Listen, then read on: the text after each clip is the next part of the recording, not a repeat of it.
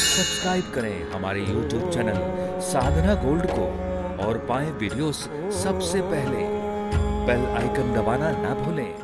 दशरथ जी ऐसे पिता हैं जो अपने पुत्र के टैलेंट पर विश्वास रखते हैं। उनको पता है कि मेरा बेटा राम जहां होगा वहां ये धन वैभव की कोई कमी नहीं होगी, इसलिए दूसरों का ले जाके क्या करेंगे, अपनी मेहनत से तो राम खुद बना लेगा।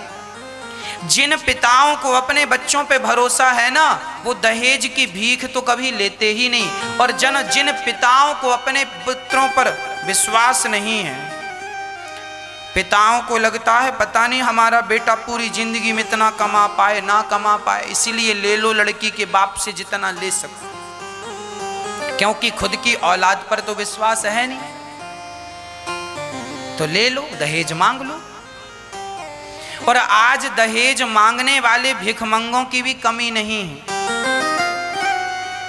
बड़ी मात्रा में ये लोग पाए जाते हैं भारत में, बड़ी मात्रा में। हमें कभी भी दहेज नहीं लेना चाहिए, योग्य लड़की लाना चाहिए, पर उसके साथ उनके पिता जो मर्जी से दे दें, हाँ हाँ ले आओ, परंतु मांगना नहीं चाहिए, डिमांड नहीं करनी चाहिए। हमें दहेज में गाड़ी चाहिए, हमें दहेज में ये चाहिए, वो ये सब डिमांड ना करो। अरे तुम्हें गाड़ी चाहिए ना तो अपनी मेहनत करके कमा लो, अपनी गाड़ी में बैठो। क्या ससुर जी की गाड़ी में घूम रहे हो, ससुर जी के ड्राइवर बने घूम रहे हो? गाड़ी ससुर जी की, तुम तो केवल ड्राइवर हो। हाँ, स्माइल कर, हाँ देखो गाड़ी हमारी। एक आदमी का विवाह हुआ, अपने दोस्तों के पास गया, देखो साहब गाड़ी हमारी। दोस्तों ने कह दिया तुम्हारी है कि ससुर जी की, तुम तो ससुर के ड्राइवर हो। हाँ, अब तो टैक्सी वाले बन गए हो, ये तुम्हारी थोड़ी है, तुम्हारे बाप की है गाड़ी। हाँ, दहेज में मिली सो मेरी है, मेरी है, तुम्हें शर्म भी नहीं आती? अरे अपनी मेहनत से कमाओ गाड़ी, उसमें बैठो, उसमें बैठने का मजा अलग है। क्या भिखमंगों की तरह मांग के ले, भैया गाड़ी दे दो, हमारे बाप ने तो हमें दिलाई नहीं है, हमारी तो हैसियत नहीं है गाड़ी खरीदने की, ससुर जी आप ही दे दो। भिखारी जो मंदिर के बाहर बैठे हैं ना, वो भी ऐसे नहीं है जैसे ये हैं भिखारी लोग। अरे इतना स्तर नीचे नहीं गिराना चाहिए। आप अपने बच्चों को इतना पढ़ाओ, इतना योग्य बनाओ तो उन्हें किसी के सामने हाथ फैलाने की जरूरत ना हो। अरे तुम पढ़ लिख कर भी तुम भिखमंगे ही बने तो आग लगा दो अपनी डिग्रियों में, क्या फायदा तुम्हारी इन डिग्रियों का? इतना पढ़ लिख के तुम बने भी तो क्या बने, भिखमंगे बने। इसीलिए हमारे शास्त्र कहते हैं भिखमंगा ना बनना।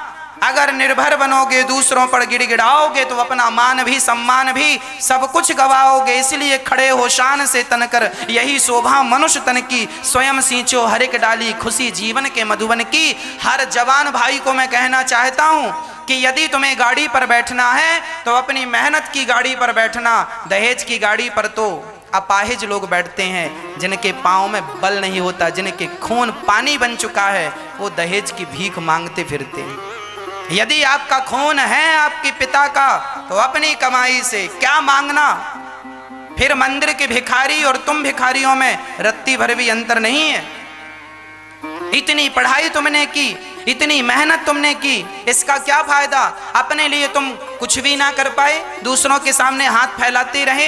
इसीलिए कहा करता हूं, हमारे शास्त्र कहते हैं उत्तमम स्वाजितम वित्तम मध्यमम पितुरर्जितम अधमम भ्रातृ वित्तम च स्त्री वित्तम अधमाधमम। खुद की कमाई संपत्ति सबसे श्रेष्ठ है, खुद की कमाई संपत्ति सबसे श्रेष्ठ है। इसीलिए खुद अपना पसीना बहाओ और खुद कामयाब बनो, खुद कामयाब बनो, खुद बंगला अपनी मेहनत से बनाओ, खुद अपना नाम कमाओ, खुद शोहरत कमाओ, धन दौलत खुद से कमाओ। टुकड़ों पर तो जो जंगल का शेर होता है ना, जंगल का शेर, वो कभी टुकड़ों पर नहीं पलता, और जो सर्कस का शेर होता है वो हमेशा टुकड़ों पे पलता है।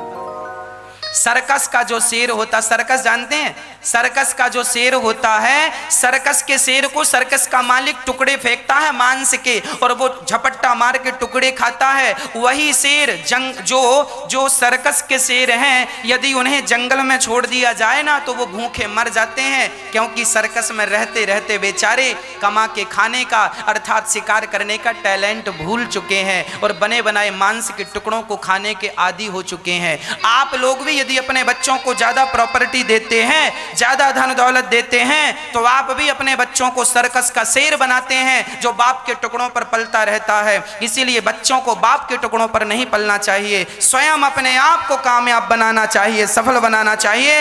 अपनी ताकत से, अपनी मेहनत के बल पर अपने पिता को कहना चाहिए, पिताजी आपके बेटे ने आपको गाड़ी दी है, ये आपके लिए गिफ्ट है। पिता की शादी की सालगिरह आए, पिता का जन्मदिन आए, तो अपनी कमाई से माता पिता को गाड़ी गिफ्ट करो, अपने माँ बाप को घर बना के गिफ्ट करो। पिताजी ये आपका घर, आप इसमें रहेंगे और हम आपके चरणों में रहेंगे इसी घर में। ये पिता का धन्यवाद। बाप का सीना गदगद, छाती फूल जाती, वाह मेरा बेटा किसी के टुकड़ों का मोहताज। ये पिता तुम्हारी पढ़ाई, तुम्हारा सही, जैसे गुरु से पढ़ने के बाद गुरु दक्षिणा दी जाती है ना, उसी प्रकार पिता को भी दक्षिणा देनी चाहिए। और पिता की दक्षिणा क्या है कि तुम पढ़ लिख कर इतना सामर्थ्यवान हो जाओ कि तुम औरों की सेवा में लग जाओ, किसी से हाथ ना पसारो। तब पिता समझता है कि मेरा इस बच्चे को जन्म देना सार्थक हो गया, जो अपने परिवार की भी सेवा कर रहा है और ज़रूरतमंदों की भी सेवा कर रहा है।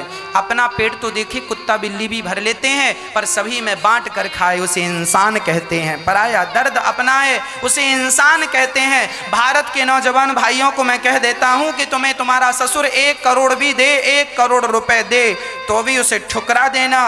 1 करोड़ तुम क्या देते हो, हम में काबिलियत होगी हम 10 करोड़ कमा लेंगे। पर धिक्कार है उन लोगों को जो अपनी पत्नियों को मारते हैं इसलिए कि तुम्हारे पिता ने हमें दहेज कम दिया है, जाओ अपने पिता के घर से लेकर आओ। आज हजारों लोग ऐसे हैं जो अपनी पत्नी को तंग करते हैं कि तुम्हारे बाप ने हमें दिया क्या है। हाँ, तो तुमने शादी इसीलिए की है कि तुम्हारे पास कुछ आ जाए, धन दौलत। ये लोग ही धरती के बोझ हैं। हाँ, इसीलिए अपने बच्चों को इतना स्ट्रांग बनाना, मजबूत बनाना, खुद की कमाई खाएं। उत्तमम स्वाजितम वित्तम, पिता की संपत्ति दूसरे नंबर पे आती है, खुद की कमाई संपत्ति फर्स्ट नंबर पर, पिता की संपत्ति दूसरे नंबर पर, भाई की संपत्ति तीसरे नंबर पर, और स्त्री वित्तम अधमाधमम, स्त्री का धन, दहेज का धन तो अधम से भी अधम है। ये लिखा है शास्त्रों में, ये शास्त्रों का श्लोक बोल रहा हूं मैं। उत्तमम स्वाजितम वित्तम मध्यमम पितुरर्जितम। अपने आप को सफल बनाओ भाई, कामयाब बनाओ।